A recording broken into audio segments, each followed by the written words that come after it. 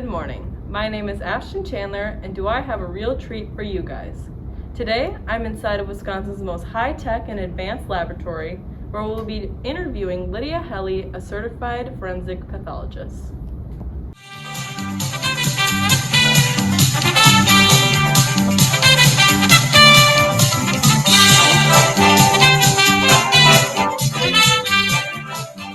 Good morning, Lydia.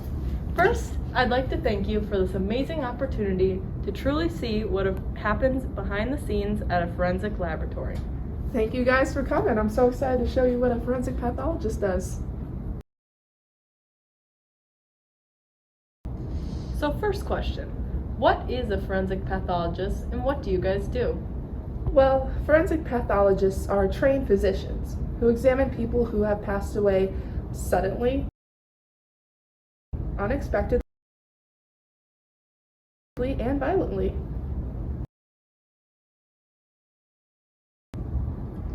Forensic pathologists are responsible for determining the cause and manner of death. For example, a cause of death could be a gunshot wound, and the manner of death would be homicide. How do you determine cause and manner of death? We usually go through a series of steps, starting with analyzing the patient's medical history. Then we go to the crime scene to collect any evidence, listen to witness statements, and perform an autopsy to reveal any evidence of trauma or disease. Additionally, we also collect medical and trace evidence from the body to send for further analysis. That sounds incredibly intricate. Tell me, where do forensic pathologists typically work? Forensic pathologists typically work for the city, state, or federal government. Some work in hospitals or medical schools, and others work for private practices or a governing agency. I personally work for a private practice that specializes in autopsy services for a governing agency. Wow, a forensic pathologist can work in many places. Tell me, has the current COVID-19 pandemic affected the job outlook? About how many hours do you typically work in a week? We spend most of our time in the lab pulling 40 to 60-hour work weeks. On the bright side, for future pathologists, the job outlook is expected to grow 8% in the next 8 years.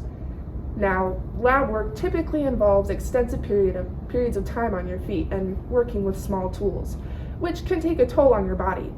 Not only physically, but the work of a forensic pathologist can be mentally challenging as well. I can imagine. Can you expand on that? Working with deceased individuals of many ages and types of death can start to affect you emotionally. It's a tough job, but I wouldn't trade what I do. Not only is the job hard, but the academic requirements take a while as well. Is that correct? Yes. After high school, there's about 13 years of continued education.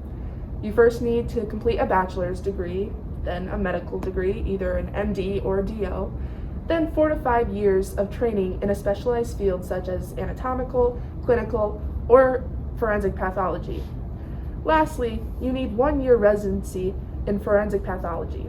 To finish it off, you need to pass an exam to become certified. To be successful in achieving your educational goals, what do you recommend to the future forensic pathologist students? Master time management early.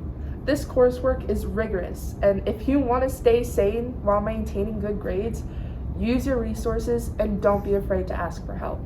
Let's dig deeper into the schooling process. What should a person interested in forensic pathology study?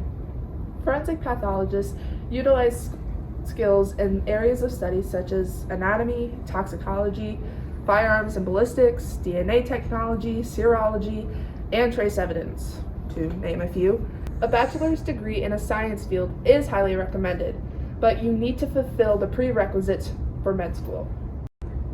Master pathology programs require you to graduate from med school and may require specific courses to be successful in your specific pathology residency program. What courses you take in residency pathology programs depend on what type of pathology you choose, either anatomic or clinical and forensic.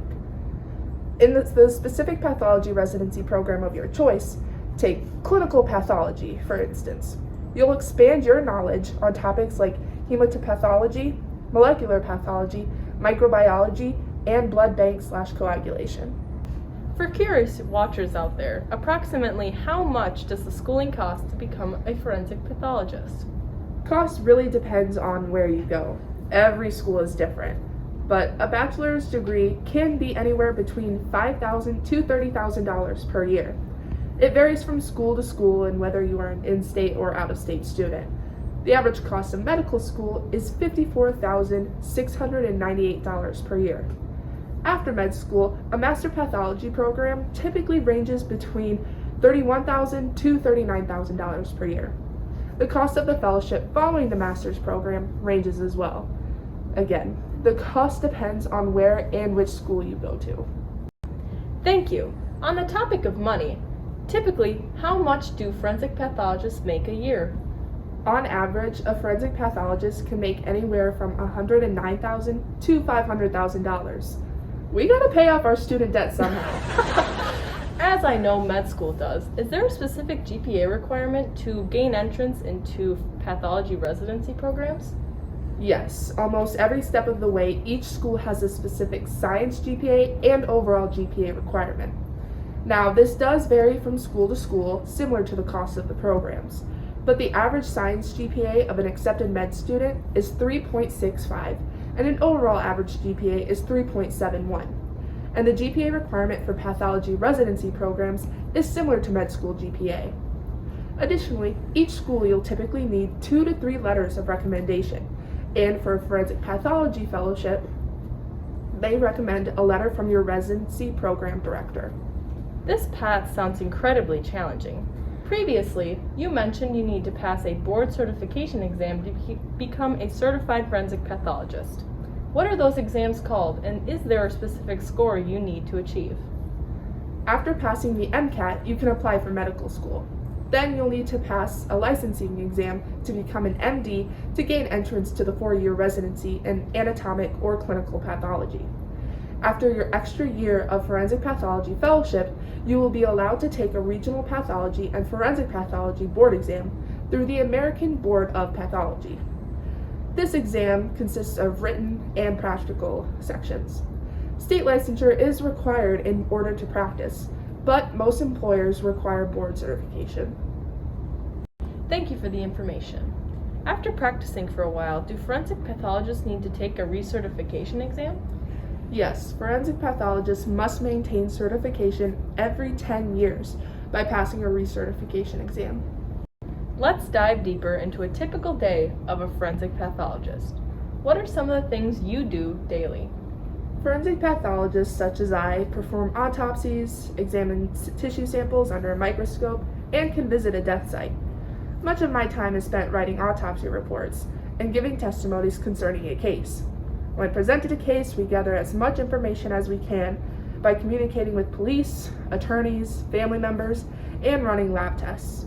Literature relevant to the case is provided, and I usually spend my time in my day reading it through. I suspect spending your day doing autopsies can be very difficult. What would you say are the most challenging aspects as a job as a forensic pathologist?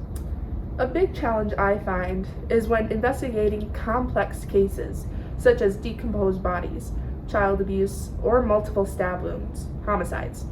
Also, autopsies that reveal to be negative with no findings are extremely challenging and frustrating.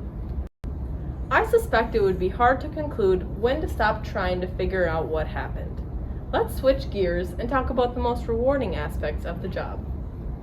To me, discovering the cause of death where it wasn't initially apparent, and cases where you identify an inherited disease that possibly saved lives of relatives, is what I find most rewarding.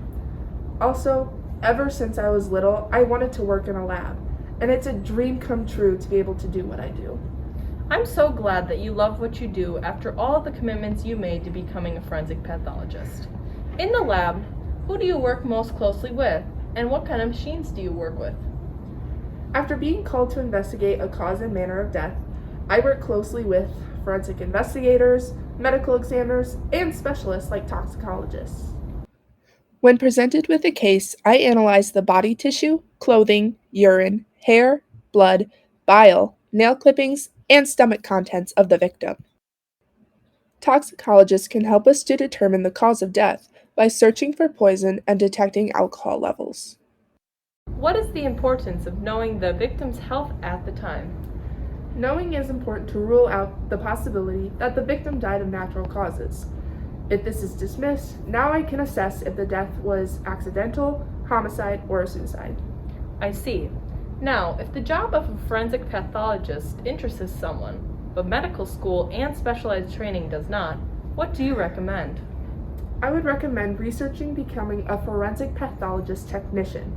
Technicians work side by side with forensic pathologists and assist with many of my jobs, such as performing portions of the autopsy and obtaining samples from the body for further analysis.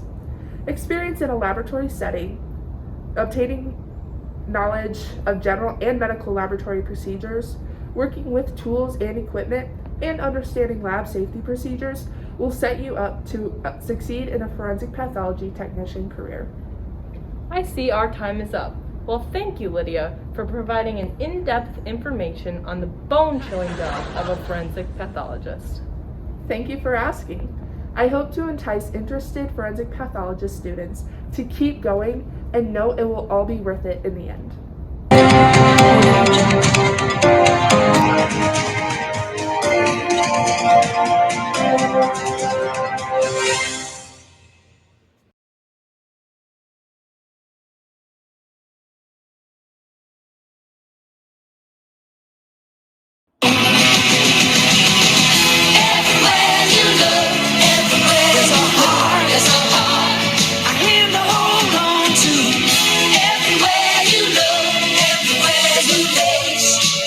Somebody who needs you.